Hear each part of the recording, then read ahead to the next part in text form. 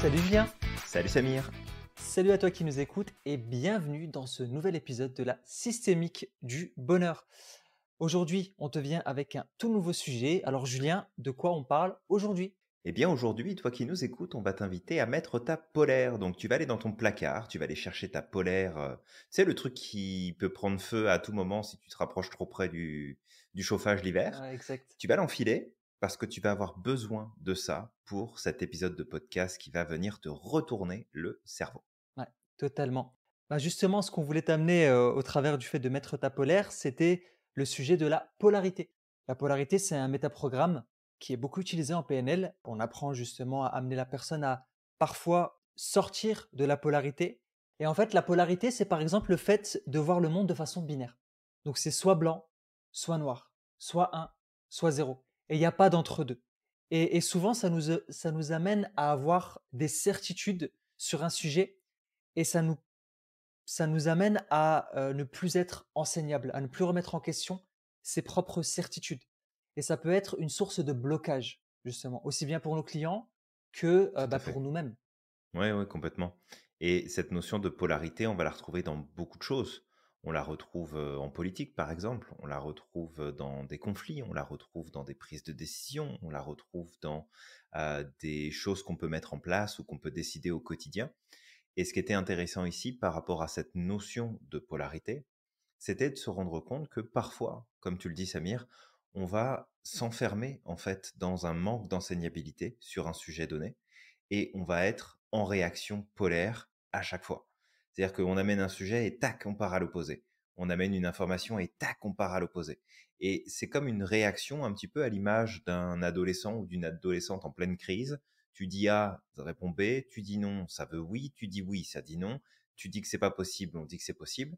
Et c'est un peu ça, ce principe de polarité, où finalement, quand tu mets ta polaire, eh bien, en fait, tu t'enfermes et tu t'empêches de pouvoir respirer correctement, tu t'empêches de pouvoir bouger correctement, de pouvoir prendre des décisions correctement. Mais tout ça, ça vient d'un manque d'informations spécifiques et on va s'en parler justement. Ouais. D'ailleurs, justement, le fait d'être polarisé, le terme qui revient souvent, c'est le fait d'être manichéen.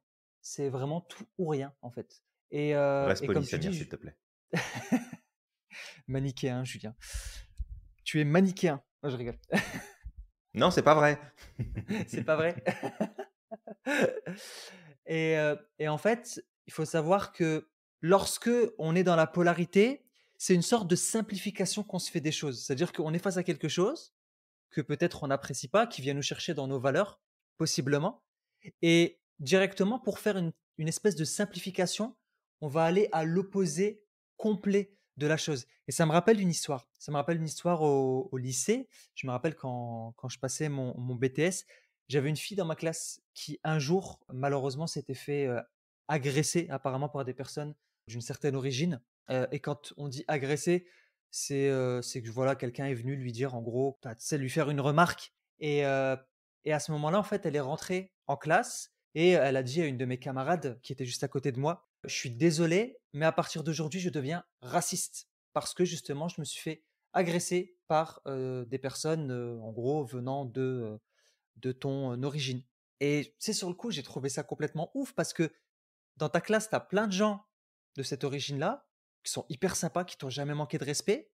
Et parce que une fois, tu as une personne, en quelque sorte, tu sais, qui est à peu près de la même origine que nous, se serait mal comporté avec toi, tu es parti dans le sens totalement opposé en disant, en fait, je n'aime pas les gens de ton origine. Ça, c'est une polarité. Elle a vécu un traumatisme à ce moment-là. Et ce qu'elle a fait, c'est que plutôt que tu sais, de se poser des questions, etc., la simplification, c'est d'aller dans l'opposé. Et ça, comme tu dis, Julien, on le voit énormément dans la politique. Et dans la politique, c'est très utilisé, par exemple, pour mettre les gens les uns contre les autres. Tu vois, si on reprend Ah, bien sûr, c'est une l'exemple super stratégie, hein. ouais, c'est une stratégie qui fonctionne très bien. C'est, tu sais, les gilets jaunes contre les personnes qui ne sont pas gilets jaunes, les prolétaires contre les riches, les antivax contre les vaccinés, etc., etc. Et cetera. Et tout ça, en fait, ça met les gens les uns contre les autres et ça crée des tensions. Et comme on connaît l'adage, diviser pour mieux régner, ça permet derrière de pouvoir avoir beaucoup plus de liberté en termes de politique, Tout à fait, ouais. de poser ce qu'ils veulent, quoi. Ouais, ouais, complètement. Bah, c'est un super exemple. Alors effectivement, cette personne de ta classe a fait une belle généralisation avec création de croyances derrière Ouais, ça et puis après, bah, polarisation du comportement, de l'attitude, hein, puisque c'est comme ça, je vais partir à l'opposé. Alors, il y a plein d'exemples comme ça, mais ce qu'il faut voir ici, c'est que la polarisation, si elle n'est pas utilisée, comme tu l'évoquais en politique, de façon consciente et volontaire, parce que on va pas s'en cacher, c'est utilisé de façon consciente et volontaire. Et d'ailleurs, même les médias, quand ils utilisent la polarisation, ils le font de façon consciente et volontaire, donc de garder ça en tête. Mais c'est aussi de comprendre que c'est un mécanisme, hein, on a dit que c'était un métaprogramme, donc c'est un des programmes qu'on utilise pour percevoir le monde, le comprendre et communiquer. Et ce métaprogramme-là, bah, c'est un automatisme dans lequel on va se retrouver quand on manque d'informations.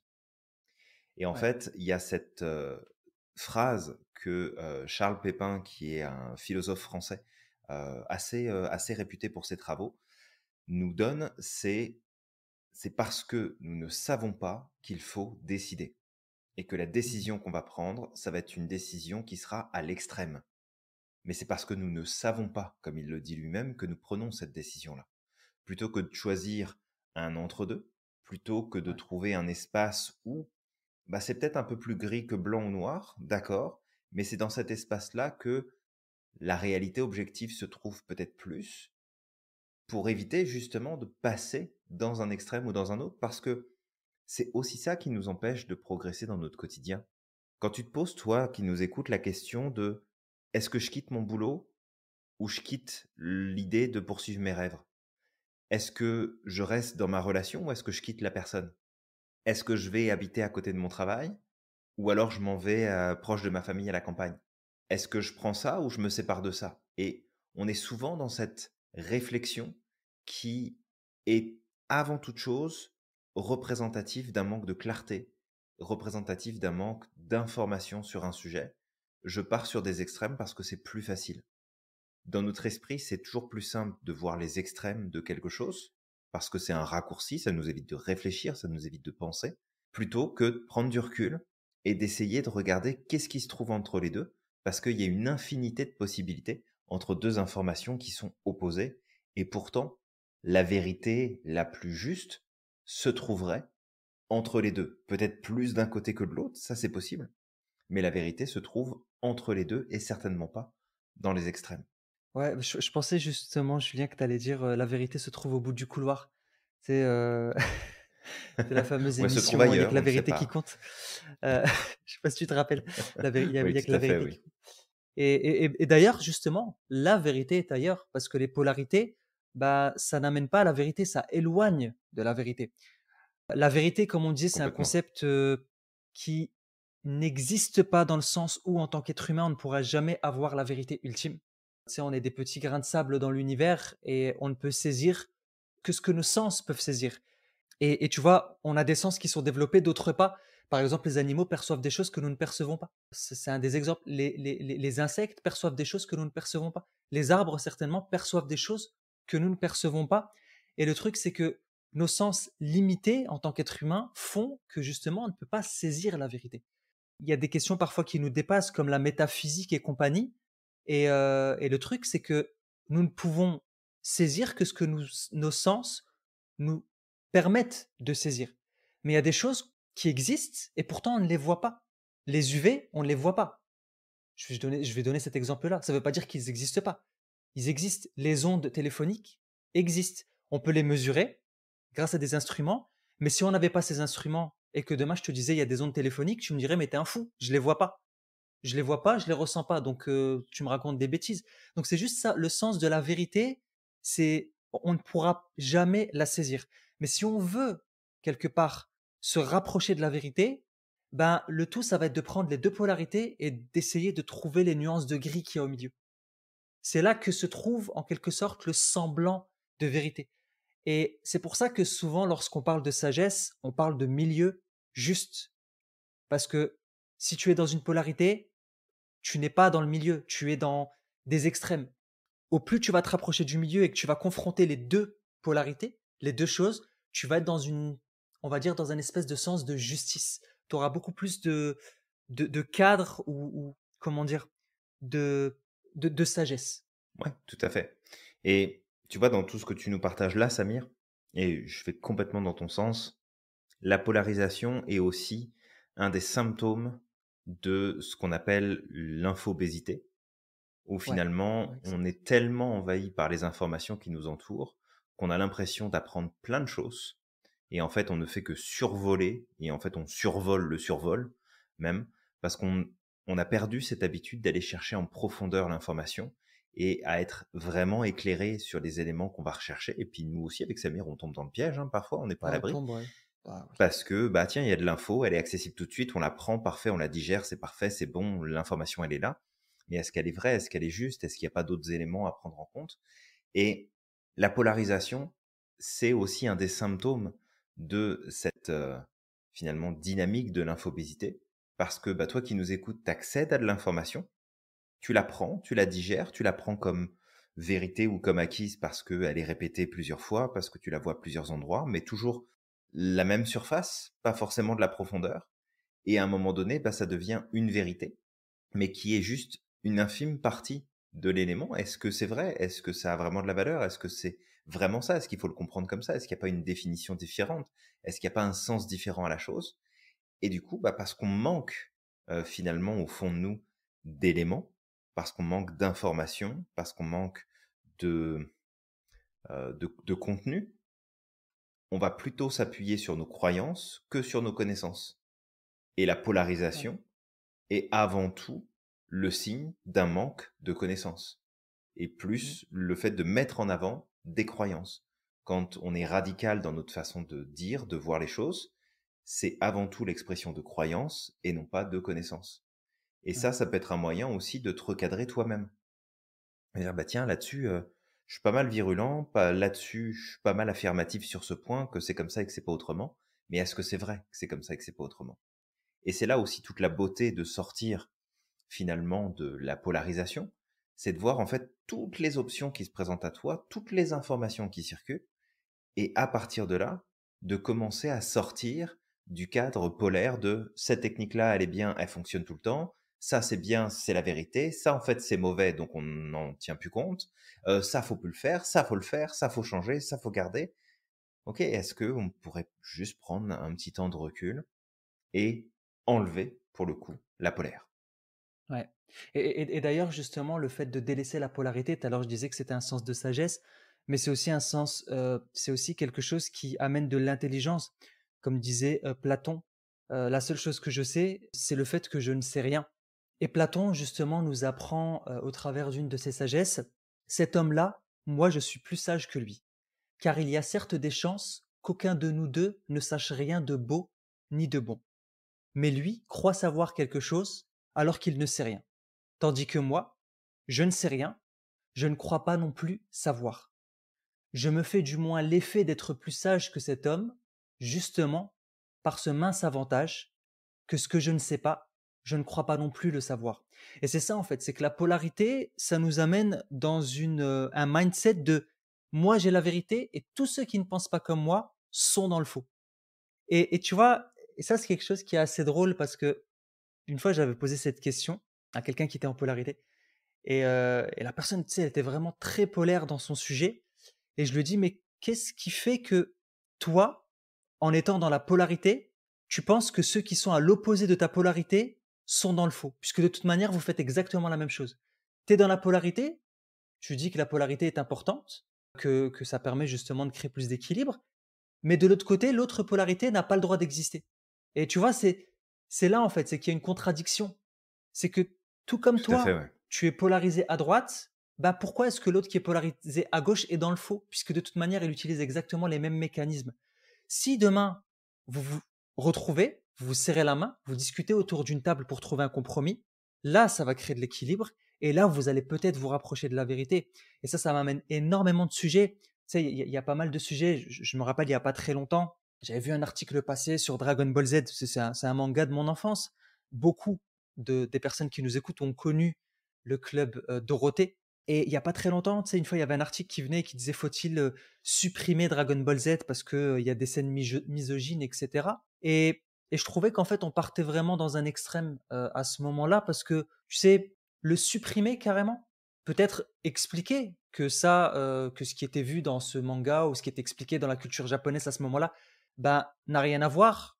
Aujourd'hui, n'a peut-être pas sa place, que les mentalités ont évolué, mais de là à justement supprimer complètement un acquis, quelque chose qui a fait partie de notre enfance, notre jeunesse, qui nous a peut-être même, je veux dire, qui a participé à notre épanouissement, ben, le supprimer complètement, est-ce que c'est réellement une solution? Et je pense que c'est ça aussi, c'est que parfois, lorsqu'on est dans une polarité, on pense que tout ce qui est contraire à ce qu'on pense doit être supprimé, ne doit pas exister. Plutôt Mmh. que on prend nos acquis, c'est là, je veux dire, ça a apporté quelque chose. Faut accepter aussi que bah, dans toute chose, il y a du bon et du mauvais. Ça a apporté quelque chose dans le contexte actuel. Peut-être dans la société actuelle, c'était en accord, ou je ne vais pas dire en accord, mais ça avait une utilité.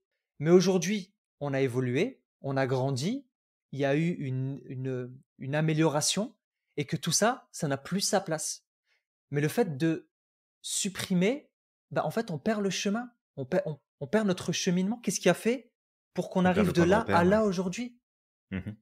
Et à force de supprimer nos acquis, ben, demain, je veux dire, on ne saura. Tu vois, c'est comme Julien, comme je t'expliquais que c'est important d'avoir de mesurer nos objectifs, de mesurer notre progression. Tout à fait, ouais. Si demain tu ne mesures plus ta progression, tu ne vois plus, en fait, c'est un peu comme si demain tu tu fermais la porte sur tout ce cheminement que tu as eu besoin pour arriver au niveau auquel tu es aujourd'hui. Et Ouais, tout à c'est, fait. tu sais, c'est de l'information qui disparaît. C'est une mine d'informations, une mine de savoir, une mine d'acquis, d'histoires qui peuvent te permettre encore plus d'avancer. Tu sais, de dire, bah punaise, regarde comment on était avant, regarde comment on est aujourd'hui, regarde vers où on peut aller Mmh. demain. Parce qu'aujourd'hui, ce qu'on a, tu sais, le niveau d'évolution dans lequel on est, ben, il va être amené à évoluer. Demain, peut-être que ce que j'ai fait aujourd'hui, bah, aujourd'hui, c'est une révolution. Complètement. Mais peut-être que Mmh. demain, tu sais, dans 100 ans, dans 200 ans, les gens vont regarder ce que j'ai fait comme étant quelque chose d'absurde. Tu vois? C'est possible. Mais Ouais, complètement. sans ce qu'on aura fait, bah, les futures générations ne pourront rien apporter, ne pourront pas apporter cette évolution. Je sais pas Mmh, si je suis tout clair, à hein, je suis fait. en train de faire une grosse Vandame aujourd'hui, j'essaie de trouver mes mots. Non, bah, tu sais, j'ai une image qui me vient en tête et je pense que c'est le message que tu veux faire passer et puis tu Ouais, confirmeras si c'est ça ou pas, mais comment est-ce que je pourrais savoir à quoi ressemble du rouge si tu le supprimes? exactement. Voilà. Ouais. Voilà, c'est et la polarisation, tu vois, des caractères polaires et des fonctionnements polaires, c'est ce qu'on va retrouver, dans des dictatures, par exemple. Ouais, exactement, totalement. La polarisation du pouvoir, c'est terrible ce que ça peut faire. La polarisation des personnes qui sont au pouvoir, des personnes qui ont du pouvoir, des personnes qui ont de l'ascendant sur d'autres, des personnes qui ont des décisions à prendre, c'est risqué parce que cette polarisation, elle va amener dans des extrêmes et les extrêmes ne sont jamais bons, ni d'un côté, ni de l'autre. Et quelle que soit la polarisation, elle est jamais bonne. C'est de réussir à trouver finalement l'équilibre entre les deux parce que la polarité nous réduit considérablement l'accès à nos ressources, à nos compétences, à nos capacités, à nos réponses, à notre créativité. Elle réduit énormément de choses parce que c'est A ou B, mais Ouais. c'est pas autre Ouais, c'est chose. ça, c'est A ou B. Mais ça, c'est aussi lié en partie à notre éducation. J'en parle de temps en temps, mais justement de ce côté de l'approche aristotélicienne qui nous dit, en tout cas dans ses règles de départ, que A égale A et que tout ce qui est différent de A ne peut pas être A. Mais c'est de la Mmh. polarisation au plus haut niveau. C'est soit c'est bon, soit c'est mauvais, soit c'est juste, soit c'est pas juste. Et de temps en temps, j'aime bien avoir cette discussion. Et puis, je pense que même ta femme, Samir, doit avoir aussi son point de vue là-dessus.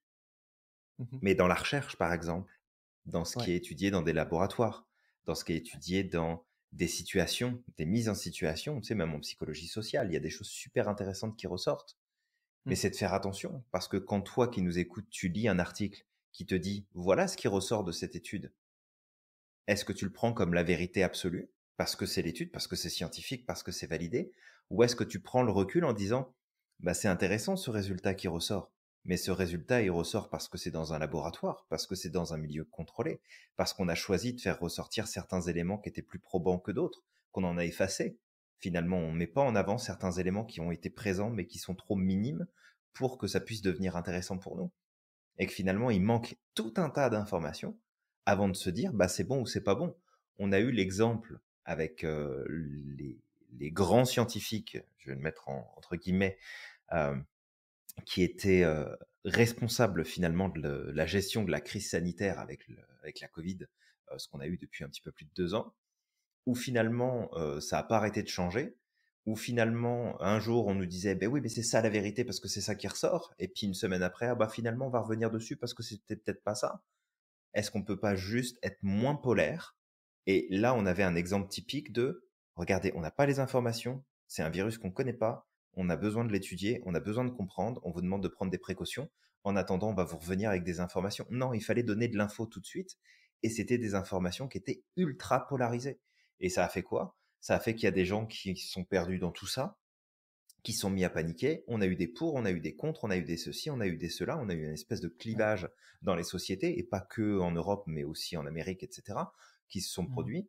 Et pourquoi est-ce que ça s'est produit? Parce que bah, les dirigeants, les représentants, les détenteurs de l'information n'avaient pas pris le temps de dire, écoutez, il y a des choses qu'on ne sait pas, on est en train de faire le point, voilà les précautions qu'on vous demande de prendre en attendant d'en savoir plus, ce qui, à mon sens, aurait été beaucoup plus pertinent de, tu sais, de nous dire ça de cette manière, plutôt que de nous dire, non, non, mais on sait, on gère, donc vous allez faire ça, vous allez voir, ça va marcher. Bon, bah finalement, on revient. Alors, ce qu'on vous a dit hier, en fait, les résultats sont pas bons, donc on va faire ça à la place. C'est c'est de la polarisation pure et dure, mais on est dans la représentation de l'individu qui, par manque d'information, va se polariser pour pouvoir affirmer sa vérité et qui, en fait, ni plus ni moins, sa croyance. Ouais, exact.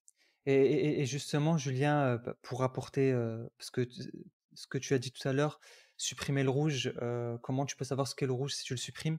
Bah, ça me rappelle ce qu'on avait dit il y a pas très longtemps, quand on parlait de Gandhi et de Martin Luther King. Regarde la polarité, ce que ça peut amener, c'est que C'était des beaux Gan- salopards. Effectivement, ça peut amener ça, la polarité, pour certaines personnes, mais surtout que Gandhi a apporté énormément de choses à l'humanité, surtout au travers de sa lutte non violente. Mais Gandhi, dans sa lutte non violente, et puis peut-être dans son contexte, etc., je ne sais pas, il avait ressenti un peu de racisme vis-à-vis de personnes de couleur noire. Et il y a des personnes qui sont polarisées, qui disent il faut supprimer Gandhi des livres d'histoire. Ça, c'est des choses que j'ai déjà entendues, comme quoi faut même pas parler de lui, etc. Mais Ok, ces mêmes personnes louent Martin Luther King. Martin Luther King, qui est un personnage que j'adore vraiment, qui fait partie des personnages qui m'inspirent le plus. Mais si Martin Luther King était polarisé, bah en fait, Martin Luther King n'aurait jamais pu faire ce qu'il a fait, puisque Martin Luther King lui-même s'est inspiré de la lutte non violente de Gandhi. Et c'est là, en fait, ouais, que je trouve que c'est hyper parlant. C'est-à-dire que si tu es polarisé et que tu rejettes tout parce que tu es dans cette polarité, peut-être que tu te prives de choses qui peuvent être précieuses. Et si Martin Luther King avait rejeté Gandhi, bah, malheureusement, en fait, peut-être qu'aujourd'hui aux États-Unis, je dirais, il y aurait rien qui aurait avancé. Il y a encore plein, plein de choses à faire, bien sûr. Il y a énormément bien sûr, ouais. de chemin à faire parce que malheureusement, dans certains États ici aux États-Unis, il y a encore des gens qui se comportent comme des cons. Mais aujourd'hui, si la lutte a pu avancer, c'est parce que justement, Martin Luther King a su faire la différence. Il a su faire preuve de quoi? De sagesse. Il s'est dit: «OK, bah, écoute, il y a des choses que j'aime pas, mais il y a plein de choses aussi Mhm. en quoi il peut m'inspirer ce personnage». Ouais, de savoir faire la distinction des Ouais. informations, pas prendre en bloc. Mais encore une fois, c'est le manque. Tu sais, je suis certain que si on prenait le temps de rentrer dans le détail, d'expliquer ce que tu expliques à ces personnes qui veulent retirer, par exemple, Gandhi des livres d'histoire, bah, probablement qu'il y en a qui pourraient changer d'avis et de se dire, ok, bah, effectivement, ce serait intéressant finalement d'en parler. Tu sais, c'est comme si moi je disais, regarde, pourquoi on n'enlève pas les Marie-Antoinette et puis le roi de France, finalement, tu sais, ils ont fait de la merde là, et Mmh. qu'on a fini par leur couper la tête parce que c'était inadmissible ce qui se passait, pour qu'on ne l'enlève pas finalement de notre livre d'histoire. Pourquoi est-ce qu'on l'oublie pas? c'est ça. Mmh. On pourrait. On Tu sais, on pourrait. pourrait dire: «Non, la royauté, c'est pas une bonne chose, donc tac, on supprime. Tiens, ça me plaît pas, tac, on supprime. Tiens, on enlève ça, tac, on supprime». Et en fait, tu vois, j'ai presque envie de rentrer un petit peu plus dans le détail. Alors, là, pour le coup, ça va être de la psychologie individuelle, puis de la systémique, mais Ouais. c'est de voir que tout système qui tend à s'enfermer sur lui-même va faire en sorte, par un mouvement d'entropie, à supprimer les informations qui ne viennent pas corroborer et valider sa propre vision du monde. Et Mmh. c'est ce que ça fait. Quand tu veux supprimer les choses qui te dérangent autour de toi parce que ça colle pas à ta carte du monde, c'est parce que ton système est en train de s'auto-détruire, finalement. Il est en train de s'auto-consumer, de consumer sa diversité d'idées, de pensées, de logique, de perception, de tout ce que tu veux, pour réduire de plus en plus à son plus petit composant, jusqu'à ce qu'il finisse par se détruire lui-même, un peu à l'image d'une étoile qui va s'effondrer sur elle-même et qui va Mmh. devenir un trou noir. Fait que c'est vraiment de voir que c'est ce qui se passe malheureusement sur plein de points, sur plein de sujets dans nos sociétés. Et quand je dis notre société, c'est globalement, là, c'est à travers le monde. Il y a plein de choses aberrantes qui ressortent, comme le fait de revenir sur des droits et sur des lois qui ont Exactement. été votées pour le bien-être de beaucoup de personnes, pour la Mmh. liberté finalement de gérer ton corps, ta santé, de faire ce que tu veux. De toi, c'est ta vie, c'est à toi, donc ça t'appartient. Qu'on t'enlève en fait plein de choses, et ces aberrations-là sont le signe avant tout de personnes qui se polarisent par manque d'information, par simplification et par système d'entropie qui se met en place où finalement ça se resserre, ça se concentre et ça ne peut qu'amener à finalement à l'extinction de, tu sais, de ce qui fait de nous des êtres humains, de notre capacité à nous ouvrir sur le monde, à apprendre, à être curieux, à être animé d'une envie d'apprendre, de découvrir, d'en savoir plus, de connecter les informations entre elles, à vraiment d'aller vers un processus de mise en lumière. Et après, je te laisse la parole, Samir, mais je suis Mmh. parti dans mes idées là. Mais si on regarde un petit peu, c'est ce qui s'est passé lorsqu'on a traversé cette période si sombre dans notre histoire, qui est vraiment cette période où l'information a été tellement contenue et tellement contrôlée par l'Église Ouais. qu'il y avait interdiction justement de faire passer l'information. On avait été jusqu'à interdire la reproduction de manuscrits d'histoire, manuscrits d'instruction, manuscrits d'information qui allaient servir finalement à faire évoluer le peuple. Où on s'est retrouvé dans une période ultra sombre. Il y a un magnifique film d'ailleurs sur le sujet qui s'appelle Au nom de la rose. C'est vraiment un magnifique film qui expose justement toute cette noirceur dans laquelle on s'est retrouvé à une époque. Et derrière, on a eu une époque plus de lumière où là, les choses étaient partagées, on s'ouvrait au monde, on découvrait, on mettait plein de choses à jour. Mais on retrouve ça aussi dans l'histoire de tes origines, Samir, on en avait déjà parlé. Ouais. Mais finalement, avec Bagdad, par exemple, Ouais. la Bagdad, ville de Bagdad où l'Andalousie il y aussi, avait, ouais, tout à fait. Cordoue. Tu as la fameuse Babel aussi, où tu avais Mmh. tout un tas de choses qui étaient partagées. Tu as la bibliothèque d'Alexandrie aussi, où il y avait des Ouais. choses extraordinaires qui étaient là. Et que c'est ce retour à la polarisation, quelque part, parce que là, on est vraiment sous le fil de la polarisation, ce retour à la polarisation qui a amené cette destruction massive de tout ça, de tout ce qui a Mmh. été développé, de cette ouverture sur le monde, de cette ouverture sur les autres, de l'apprentissage, de la contribution, du partage. Et je pense que c'est à nous aussi, tu sais, je veux pas non plus partir dans le dramatique là, mais je Mmh. pense que c'est à nous aussi, chacun de notre côté, de faire attention à est-ce que je me mets peut-être parfois dans de la polarisation? Est-ce que je suis en polarité avec les informations, avec les autres, avec les choses qui se passent? Et est-ce que je pourrais pas prendre un peu plus de temps pour ralentir, pour me poser, chercher plus d'infos et commencer à me faire mes propres idées plutôt que de laisser la polarisation des autres décider à ma place? Exactement. Et d'ailleurs, la polarisation, au-delà même, de ce que ça cause dans la société, ça cause aussi beaucoup de mal, à nous-mêmes parce que ça crée des croyances et justement, de toute façon, la polarisation, c'est des croyances au départ. Tout à Mais fait. je donne un exemple, tu es là, tu es sur un projet, tout se passe bien et un jour tu te plantes. Et là, tu décides de dire: «De toute manière, c'est pas fait pour moi», du jour au lendemain. Alors que tu sais, tu as accompli énormément de choses quand tu regardes derrière toi. Tu regardes, si tu observais tout le chemin que tu avais fait, tu te rendrais compte qu'en fait, c'est l'histoire de ta vie. Tu as échoué, tu t'es relevé, tu es parti, tu as avancé, tu as échoué, tu t'es relevé, tu as revu un petit peu peut-être tes plans, mais tu as continué d'avancer. Et un jour, en fait, tu es là, tu es en polarité extrême et tu décides de dire: «De toute manière, c'est pas fait pour moi» et tu abandonnes tes rêves. Bah, c'est exactement la même chose et regarde justement dans l'exemple que je donne, on revient à ce qu'on disait là il y a pas longtemps, c'est que par polarité, tu supprimes tous tes acquis. Tu reviens même plus en arrière. Tu dis même plus: «Punaise, en fait, j'ai déjà vécu tout ça». Tout à fait, ouais.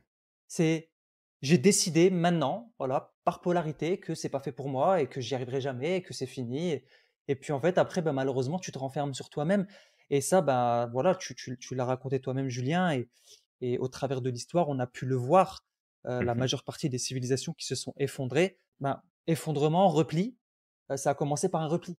Oui. Et tu parlais de Bagdad tout à l'heure, bah, aujourd'hui malheureusement si dans beaucoup de pays musulmans, pendant l'âge d'or islamique, on parle d'âge d'or islamique et non pas d'âge d'or arabe, parce que c'était Tout à fait. tous les gens en quelque sorte qui pratiquaient la religion musulmane qui se retrouvaient. Mais au-delà même, c'est-à-dire qu'il y avait des gens qui venaient d'Asie, il y avait des gens qui venaient d'Europe, il y avait des gens qui venaient, d'Afrique, il y avait des gens qui venaient des pays, du Caucase et en fait, ils se retrouvaient tous ensemble pour essayer de travailler, pour œuvrer pour un monde meilleur, pour diffuser la science. Et au-delà de ça, il y avait Mmh. même des prêtres et des chrétiens qui venaient, des gens qui n'étaient pas du tout musulmans, qui venaient dans la ville de Bagdad, mais aussi à Cordoue, en Andalousie, justement pour pouvoir contribuer. Il y avait des Maïmonide, qui est l'un des plus grands philosophes de la Mmh. religion juive, par exemple, un grand penseur, un grand philosophe et un érudit. Ben lui, je veux dire, il a grandi à Cordoue, il me semble, donc en Andalousie, et il a œuvré aux côtés justement de toute cette civilisation. Et le moment où il y a eu un repli, bah, qu'est-ce qui s'est passé? Il y a eu un effondrement, juste derrière. Et ça, je t'en avais parlé aussi avec le fameux livre Les croisades vues par les Arabes d'Amin Malouf, qui expliquait que justement, Mmh. à Tout à fait, ouais. cette époque de l'âge d'or islamique, bah, en fait, les populations musulmanes étaient très ouvertes. Du coup, ils accueillaient énormément parce qu'ils étaient dans cette optique de partage de la science, partage du commerce, partage de l'art, etc. Et derrière, il y a eu pas mal de choses qui se sont passées, surtout avec la prise de Jérusalem. Il y a eu des massacres que ils se sont pas imaginés en fait que la barbarie humaine pouvait aller jusque-là. Encore une fois, c'est Mmh. peut-être un côté de l'histoire, mais souvent moi on m'enseignait plus un côté de l'histoire que ce que j'ai pu lire dans les croisades vues par les Arabes. Et en fait, ce qui a fait que tout ça, ça a engendré une polarisation en fait, on était Tout à fait, ouvert, ouais. on était comme ça, et voilà ce qui s'est passé à cause de cette ouverture. Et en fait, il y a eu repli, il y a eu fermeture et aujourd'hui, malheureusement, dans beaucoup de pays, musulmans, il y a des dictatures et le seul moyen Ouais. d'en sortir, bah, ça va être à un moment ou l'autre de se réouvrir justement une seconde fois pour pouvoir réapporter, à ce moment-là, bah, de l'évolution, des avancées et cetera. Mais bon, Ouais, complètement. c'est une manière, tu sais, d'aborder l'histoire parce qu'effectivement, j'ai essayé de voir aussi des 2 côtés. J'ai pas la vérité ultime, hein, des 2 côtés, il y a du mensonge, certainement, peut-être, mais en tout cas, c'est important d'embrasser les choses dans les 2 sens. Et ça, c'est une des questions que je me pose souvent. C'est quand je pars dans une polarité, mais je tombe quand même malgré tout, moi aussi, dans le piège à certains moments, surtout quand ça touche à mes valeurs. Mmh. Là, c'est là où c'est un peu plus difficile, mais j'essaie de me re-questionner en me disant: «Mais est-ce que réellement j'ai raison de penser comme ça? Et qu'est-ce que dit mon opposé? Qu'est-ce que dit mon opposé? Qu'est-ce qui est dit de l'autre côté?» Tout à Et fait, ouais. j'essaye de regarder. Alors des fois, ça me fait un peu du mal forcément parce que ça challenge la carte du monde. Mais à ce moment-là, au moins de me dire: «Bah, écoute, j'ai pas la vérité, donc est-ce que c'est important pour moi de me positionner d'un côté ou de l'autre?» Et des fois, c'est ce que je dis aux gens, tu sais? Je dis: «Écoute, moi, j'ai pas d'avis» et je sais qu'il y a des gens qui peuvent, se sentir un peu parce qu'ils sont dans une polarité, se sentir un petit peu, choqués. Tu sais, une fois, j'ai eu une discussion avec une amie qui me parlait justement, bah, ne serait-ce que de l'histoire du Covid, tu sais, de la vaccination et compagnie. Elle était vraiment très, très prise par ce qui se passait et je lui ai dit: «Écoute, si tu veux que je te dise sincèrement ce que j'en pense, j'ai pas d'avis. Voilà. Si tu me demandes d'être pro-vaccin ou d'être, anti-vac, j'ai pas d'avis. Moi, ce que je sais, c'est que j'essaye d'écouter de voir ce que les scientifiques disent, d'accord? Je leur fais confiance. De l'autre côté, bah, écoute, je suis vacciné. Bon, écoute, après, qu'on soit vacciné ou pas, je m'en fiche à partir du moment où tu respectes un certain nombre de choses pour pas mettre la vie des autres Tout en à fait. danger, tu vois? Après, je respecte les libertés de chacun, mais derrière, ne me demande pas d'avoir un avis. Je te donnerai ni l'un ni l'autre parce que c'est des polarités. Et bon, tu sais, Oui, elle était un peu vexée parce qu'elle me disait non, mais comment ça? Je veux dire, tu te sens pas concerné par les libertés individuelles et tout. Je dis non, mais en fait, ne cherche pas justement à m'imposer ta vision. J'ai pas d'avis. Parce que des deux oui, côtés, il y a des libertés. Des deux côtés, certains sont polarisés. Pourquoi? Parce qu'ils sont en lutte pour leur liberté. Vous faites la même chose des deux côtés. ouais, complètement. Et en plus, tu sais, tu parles d'avis. Et quand on a un avis, c'est qu'on n'a pas les connaissances. C'est Sinon, tu as pas ça. besoin d'avoir un avis sur la question. Si tu as des connaissances sur la Exactement. question, tu partages tes connaissances. Et c'est là aussi où tu vois que la polarité tombera pas. C'est que voilà ce que je sais, puis il y a des choses que j'ignore, et voilà moi où je suis. Voilà ce que je Mm. peux te dire, voilà comment je vois les choses en fonction de ce que je sais. Mais quand on a un avis est avant tout la représentation d'une croyance. Donc c'est de la polarisation quelque part. C'est souvent de la polarisation. Donc d'y faire Ouais, c'est attention. souvent de la polarisation. D'ailleurs, Et il me c'est OK semble que d'en c'est sur. avoir, parce qu'on en a aussi avec Samir. Donc c'est OK. Bah oui, après, c'est humain en fait. C'est aussi ça, c'est d'accepter qu'en tant qu'être humain, on n'est pas parfait et que nous-mêmes, on se polarise, mais de prendre connaissance de ces, tu sais, de ces biais cognitifs, de ces travers en tant qu'être humain Tout à fait, ouais. et de poser des actions justement pour éviter. Parce que si tu tombes dans une polarité, qu'est-ce que tu vas faire? Tu vas léser aussi les autres. Tu vas te léser toi-même, mais tu vas aussi léser les autres. Parce que tu vas t'empêcher d'avancer, tu vas peut-être t'empêcher même de faire connaissance avec certaines personnes qui pensent différemment de toi, alors que peut-être ils ont énormément de choses à t'apporter, un peu comme Gandhi et Martin Luther King, par exemple.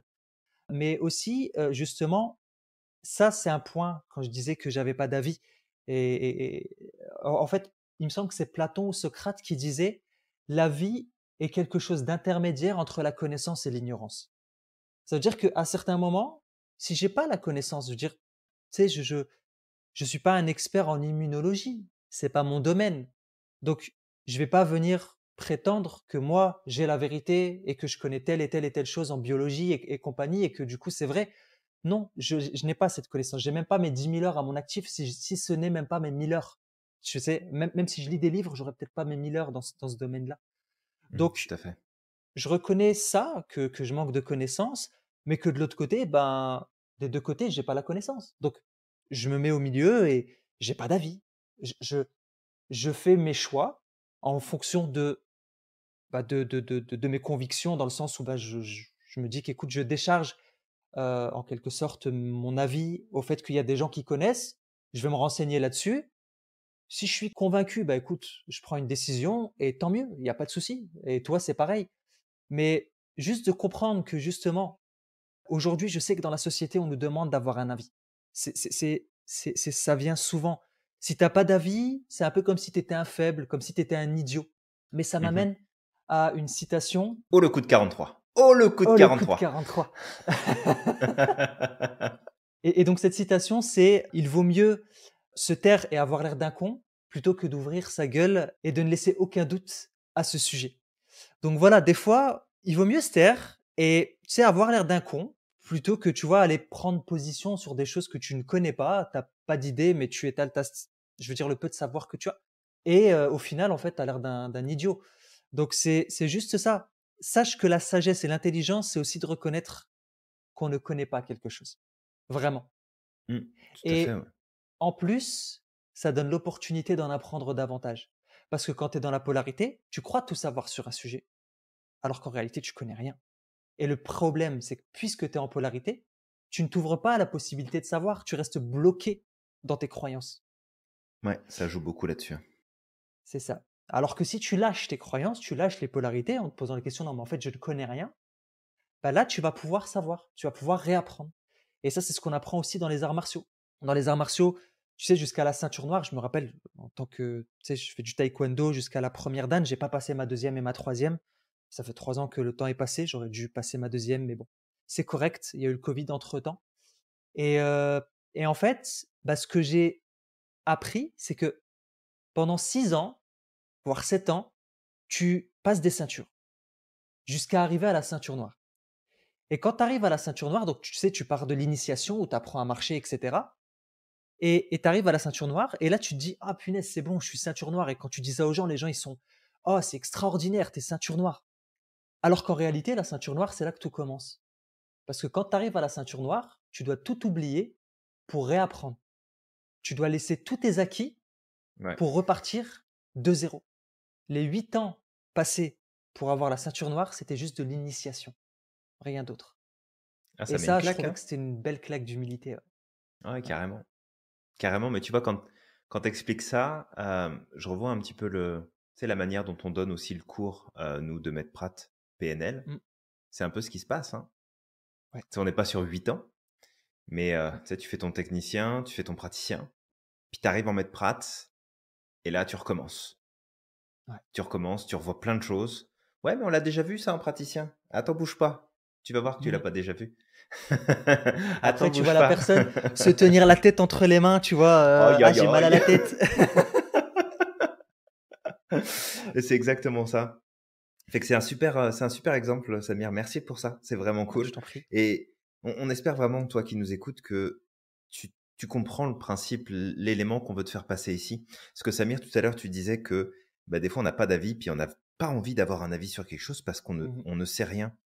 Et je me rappelle cette réflexion qui a eu, beaucoup d'écho à un moment donné et je ne dis pas qu'elle est pas juste.